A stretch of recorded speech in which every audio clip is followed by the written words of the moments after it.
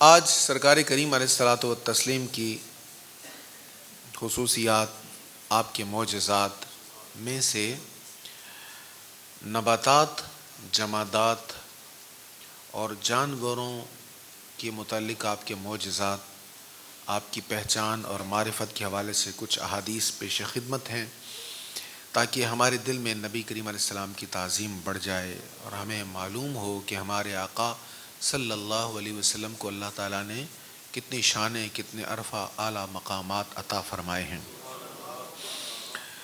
حضرت سیدنا علی ابن ابی طالب رضی اللہ تعالیٰ عنہ بیان کرتے ہیں، امام ترمذی نے اس حدیث کو لکھا ہے، کہتے میں نبی کریم علیہ الصلاۃ والسلام کے ساتھ مکہ شریف کے مضافات میں حضور کے ساتھ جا رہا تھا۔ مکہ شریف کے باہر کے جو علاقے تھے وہاں پہ میں حضور کے ساتھ تھا۔ راستے میں درخت بھی تھے، راستے میں پتھر بھی تھے، پہاڑ بھی تھے۔ تو کیا دیکھا؟ کہتے فاستقبلہ جبل ولا شجر الا وہو یقول، کہتے جو بھی درخت آتا، جس کے پاس سے حضور گزرتے، جو بھی درخت آتا اور جو بھی پہاڑ آتا، وہ کہتا، یقول وہ کہتا، السلام علیکہ یا رسول اللہ۔ پہاڑ اور درخت بھی پہچانتے یہ اللہ کے رسول ہیں۔ امام ترمذی نے لکھا ہے، امام حاکم نے مستدرک میں لکھا ہے، کثیر محدثین نے اس کو لکھا کہ درخت اور پہاڑ جس کے پاس سے حضور گزرتے وہ کہتا السلام علیکہ یا رسول اللہ صلی اللہ علیہ وسلم۔ حضرت سیدنا عبداللہ ابن عباس رضی اللہ تعالیٰ عنہ بیان کرتے ہیں، یہ بھی امام ترمذی نے اس حدیث کو لکھا ہے، کہتے ہیں حضور صلی اللہ تعالیٰ علیہ وآلہ وسلم کی بارگاہ میں ایک دیہاتی آیا اور کہنے لگا میں کیسے پہچان سکتا ہوں کہ آپ واقعی اللہ کے رسول ہیں؟ مجھے کیسے پہچان ہوگی؟ حضور علیہ الصلاۃ والسلام نے ارشاد فرمایا، اگر میں اس کھجور کے درخت پر لگے ہوئے کھجور کے خوشے کو بلاؤں تو کیا تم مانو گے میں اللہ کا رسول ہوں؟ اس نے کہا جی جناب میں مان جاؤں گا۔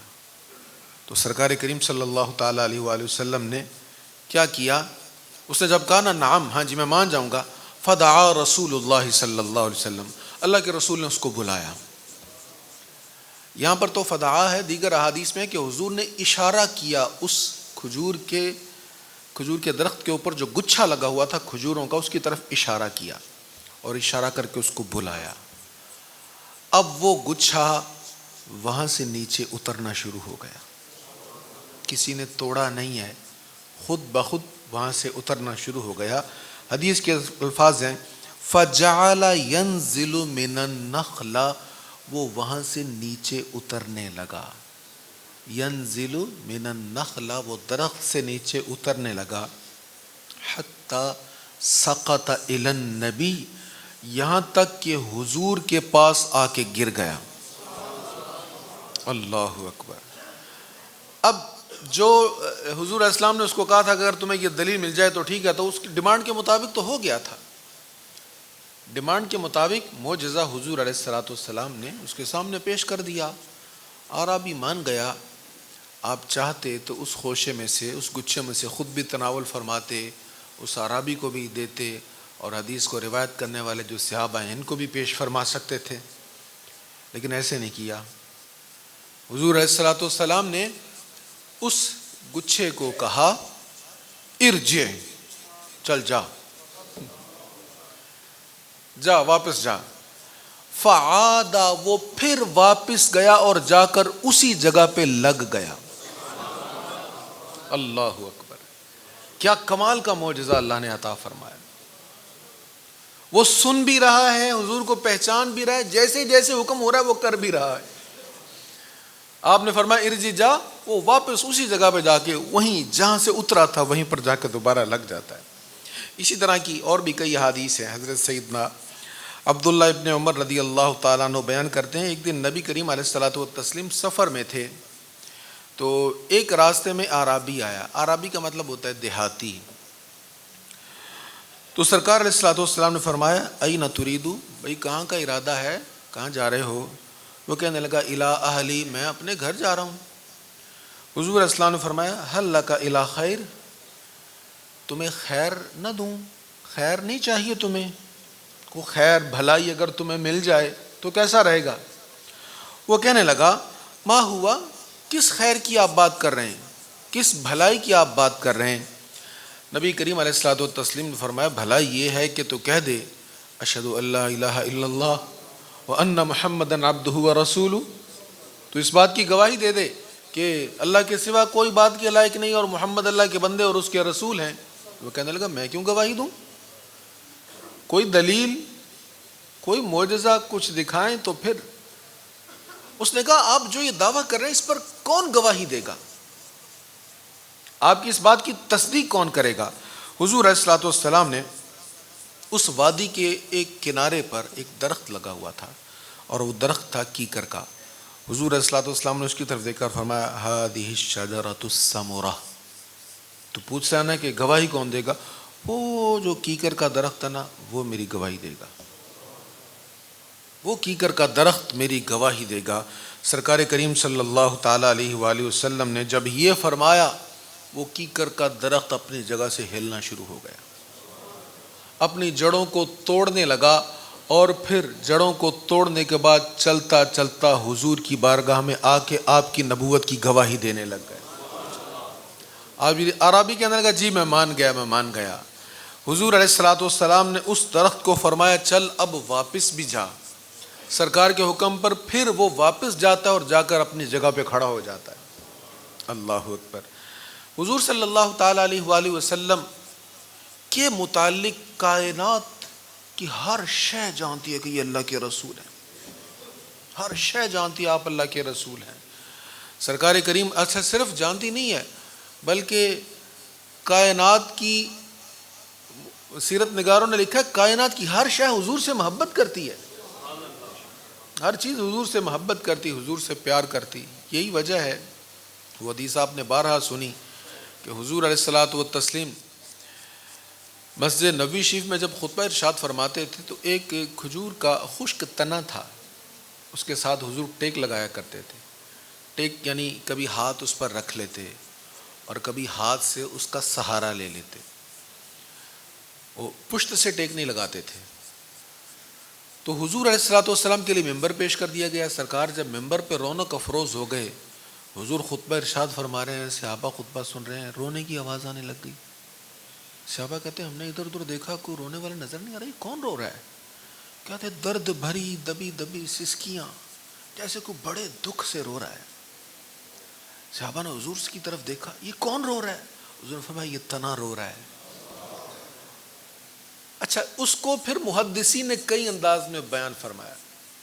کسی نے اونٹنی کے رونے کی آواز سے تشبیہ دی، کسی حدیث میں ہے جیسے کوئی بچہ چیخ کر روتا ہے، کئی تشبیہات ہیں حدیث میں اس کی، وہ درد سے رو رہا ہے. سرکار کریم علیہ الصلوۃ والتسلیم ممبر سے نیچے تشریف لائے اور حضور علیہ السلام نے اس کو اپنی آغوش میں لے لیا. اللہ اکبر. خشک تنا ہے، اس پر پھل بھی نہیں لگ رہا، سوکھا پڑا ہے، اور ہم کہتے ہیں یہ مر گیا. جس کا وہ تنا خشک ہو جائے ہم کہتے ہیں یہ مر گیا، ڈیڈ ہو گیا، اب یہ چلے گا نہیں. خشک تنا ہے، حضور نے سینے کے ساتھ لگایا. صحابی کہتے ہیں اس میں سے ایسی سسکیوں کی آوازیں آئیں جب کسی رونے والے بچے کو ماں اپنی آغوش میں لے تو ایک دم سسکیاں تھم جاتی ہیں، ایسی دبی دبی سسکیوں کی اس میں سے آوازیں آنے لگ گئی. یہاں پر محدثین نے ایک بڑی خوبصورت بات لکھی ہے.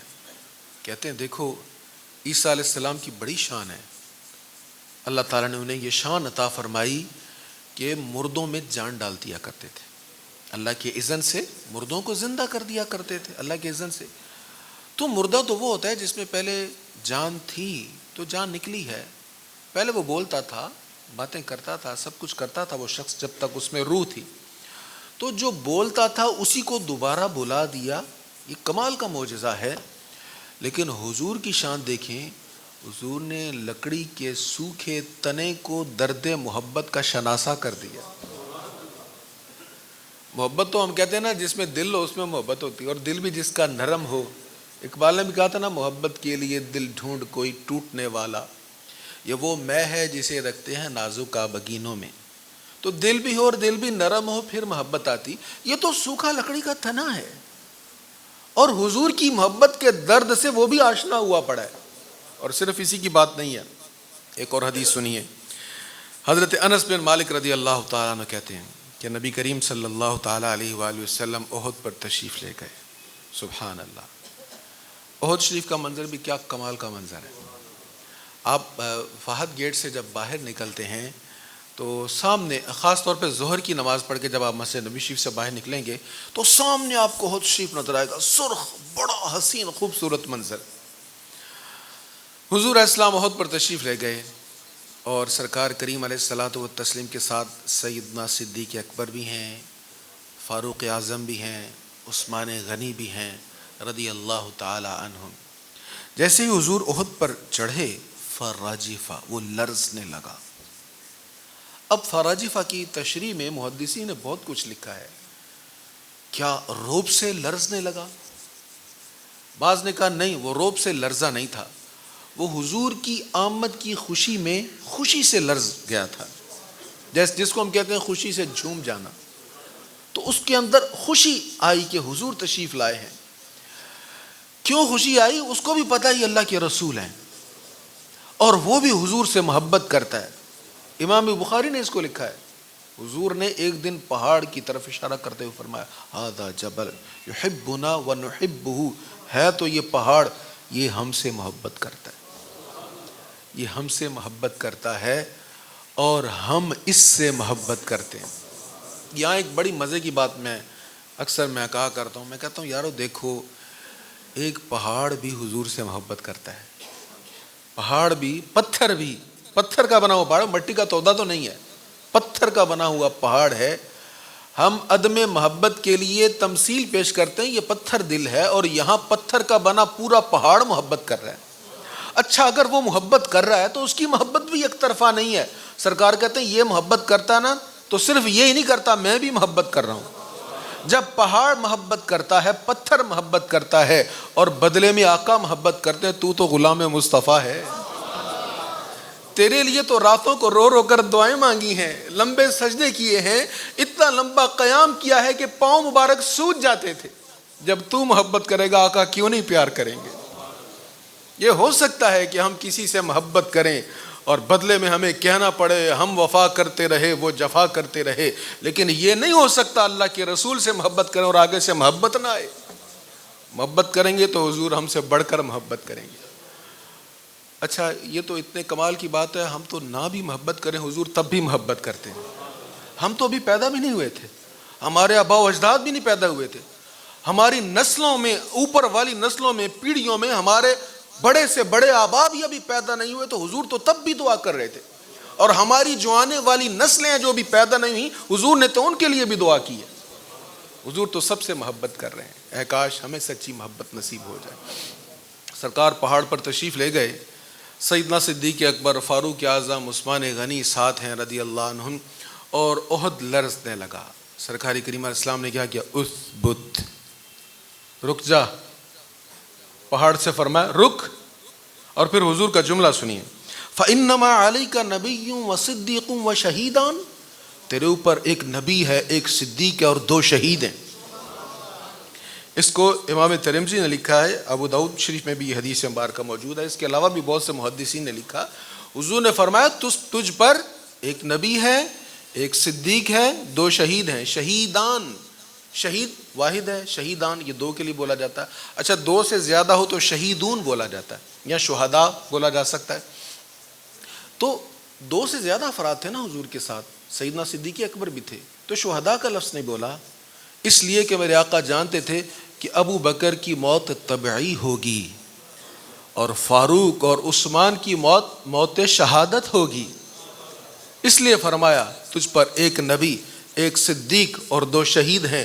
جیسے ہی میرے آقا نے اس بت فرمایا، فوراً تھم گیا۔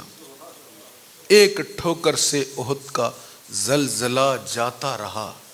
رکھتی ہیں کتنا وقار، رکھتی ہیں کتنا وقار. اللہ اکبر. ایڑیوں کا کتنا وقار ہے. حضور علیہ الصلوۃ والتسلیم، جب چاند سے بڑھ کر ایڑی ہے تو رخسار کا عالم کیا ہوگا. قدموں میں نگاہیں رہنے دو، چہرے کا تصور مشکل ہے. جب چاند سے بڑھ کر ایڑی ہے تو رخسار کا عالم کیا ہوگا. اللہ اکبر. حضور صلی اللہ تعالیٰ علیہ وآلہ وسلم کے ایک صحابی ہیں حضرت عبداللہ بن جعفر رضی اللہ تعالیٰ عنہ. یہ کہتے ہیں کہ میں نبی کریم صلی اللہ تعالیٰ علیہ وآلہ وسلم کے ساتھ آپ کے اونٹ پر سوار تھا. حضور علیہ الصلوۃ والسلام تشریف لے جا رہے تھے. راستے میں آپ کو حاجت ہوئی. آپ کسی گوشے میں، کسی ایسی جگہ میں جہاں کسی کی نگاہ نہ پڑے، وہاں حاجت کے وقت تشریف لے جاتے تھے. تو سرکار علیہ السلام تشریف لے گئے تو ایک چار دیواری تھی، احاطہ تھا. حضور نے مناسب سمجھا، ادھر تشریف لے گئے تو کہنے لگے وہاں ایک اونٹ تھا. اللہ اکبر. حن وذرفت عینا وذرفت عینا. اونٹ نے جب حضور کو دیکھا نا تو وہ رونے لگ گیا. پہلے تو نہیں رو رہا تھا، حضور کو دیکھا تو رونے لگ گیا. انسان دکھوں میں، تکلیفوں میں، مصیبتوں میں ہو، اس کو خود پر ضبط رہتا ہے، لیکن جب کوئی بہت پیار کرنے والا سامنے آ جائے نا تو ضبط کے بندھن ٹوٹ جاتے، آنکھوں سے آنسو بے ساختہ نکل آتے. کہتے ہیں حضور علیہ الصلوۃ والسلام کو اس نے دیکھا. ابو داؤد شریف، ابن ماجہ میں یہ حدیث ہے، مسلم شریف میں بھی ہے. حضور کو دیکھا تو اس کی آنکھوں سے آنسو جاری ہو گئے. سرکار علیہ الصلوۃ والتسلیم اس کے پاس تشریف لے گئے تو حضور علیہ الصلوۃ والسلام نے اس کی باتیں سنی اور سرکار نے اس کو چپ کرایا. وہ خاموش ہو گیا. حضور علیہ الصلوۃ والسلام نے اس کے مالک کو بلایا اور سرکار علیہ السلام نے فرمایا افلا تتقی اللہ فی ہذہ البہیمہ. اس بے زبان کے بارے میں تم اللہ سے ڈرتے نہیں ہو؟ مجھے اس نے تمہاری شکایت کی ہے. سرکار کام تو بڑا لیتا ہے پر کھانا نہیں کھلاتا، پٹھے نہیں ڈالتا، مجھے بھوکا رکھتا ہے. اللہ اکبر. ایسے بہت سارے واقعات احادیث میں ہیں. حضور علیہ الصلوۃ والتسلیم سب کے لیے رحمت بن کر تشریف لائے اور سرکار کریم علیہ الصلوۃ والتسلیم نے وہ جب حضور علیہ السلام نے اس دور میں جانوروں کے حقوق بیان کیے جب لوگوں کو انسانوں کی تکریم اور اس کے احترام کا نہیں پتہ تھا. آج لوگ ہمیں سکھاتے ہیں انسانوں کے کیا حقوق ہوتے ہیں. انسانوں کے حقوق سیکھنے ہیں تو میرے آقا علیہ الصلوۃ والتسلیم کی دہلیز پر جاؤ.